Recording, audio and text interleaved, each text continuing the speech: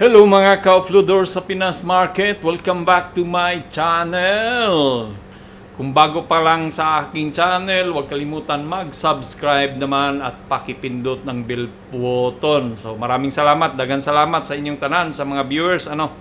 So target natin ngayong June 30, 2026 na maabot natin yung 100 na subscriber. So tulungan niyo ako, maabot natin yan. So pag-usapan natin yung Mary Mart na delisting, kung ma-delist ba si Mary Mart, kasi mayroon na siyang ginagawa ngayon na tender offer sa halagang 0.48 per share, payable 50% in cash at 50% ni Double Dragon, valued at 9.30 per share. So meron kasi tayong nagawa dati na video kay Mary Mart dito. At meron tayong isang subscribers nag-comment na medyo may mali sa aking interpretasyon. So maraming salamat, daghang salamat bye sa pag-comment. So napansin natin 'yon. So maraming salamat sa pag-comment So puntahan natin ulit si Mary Mart. So meron din tayong nakita dito video ni Dragon Pie na RRHI and MM delisting details. So dito hindi pa naman kinonfirm pero sinabi nila yung paano ang bayaran ng kay Mary Mart. At dito naman kay April Lita ng Call Financial na ating broker, sabi naman dito is may 0.24 na cash at 0.24 naman in terms of Double Dragon. So ibig sabihin yan, mag-example halimbawa tayo ngayon kay Mary Mart, kunwari, meron kang hawak kay Mary Mart na sa 100,000. So, lakihan natin kasi involved si, tawag nito, Double Dragon. So, babayaran ka niya ng 0.48 shares, 50% yung cash, So, ibig sabihin, 0.24. Kasi yun naman sabi din dito ni, tapos yung sabi na ating isang, comment sa atin, So 100 mo, multiply mo ng 0.24, so magkaroon ka ng 24,000 na cash. So yung half naman ito, yung another 0.24, yun siyang maging dadalhin papunta sa Double Dragon. So valued at 9.30 per share. So itong 24,000 mo na another cash, divide mo siya ng 9.30, so, merong 2,580 na mapunta kay Double Dragon. Kaso, si Double Dragon naman kasi, ang minimum board lot niya yan is 100. So, ibig sabihin yan, ang mapunta lang kay Double Dragon is 2,500 na share. So, yung 80.64, so mga around 700 siguro yan, ibabalik yan sa iyo. So, mayroon kang matanggap na cash na 24,700 plus. Ganun yun. So, tapos may automatic kang 2,500 na share kay Double Dragon. So, paano ba anong mangyari na bakit ba ma-delist si Mary Mart?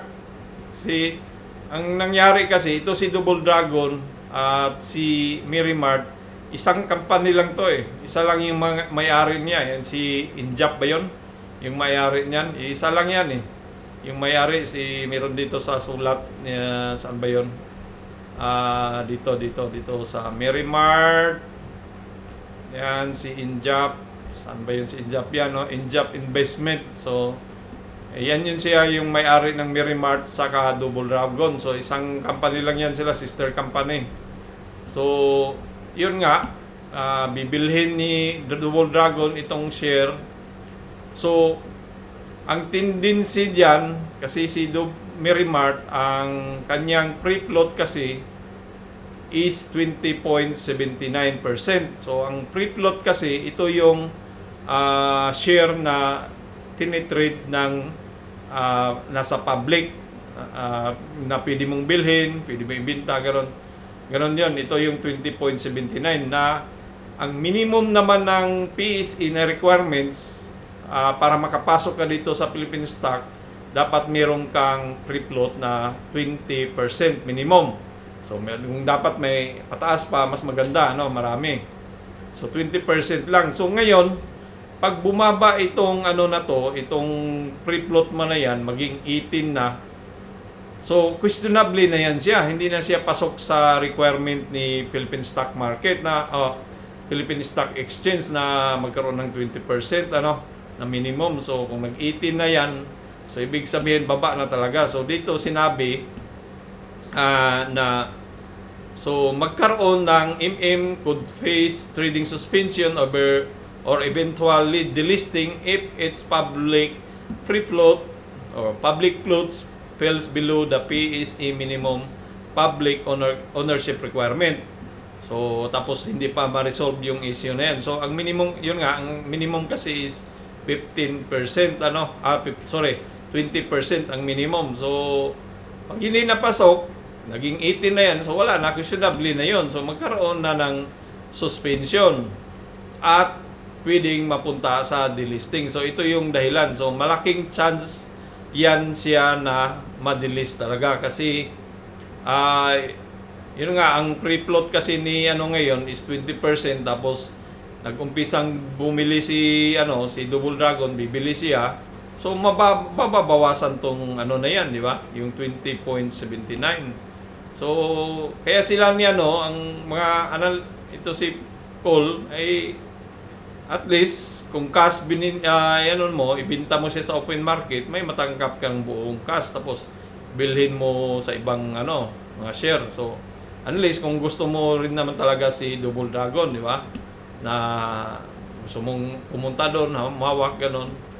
So maaari talagang madelis to si So kasi kung maraming kumagat nitong tender offer kay Mary Mart. So yan lang po ang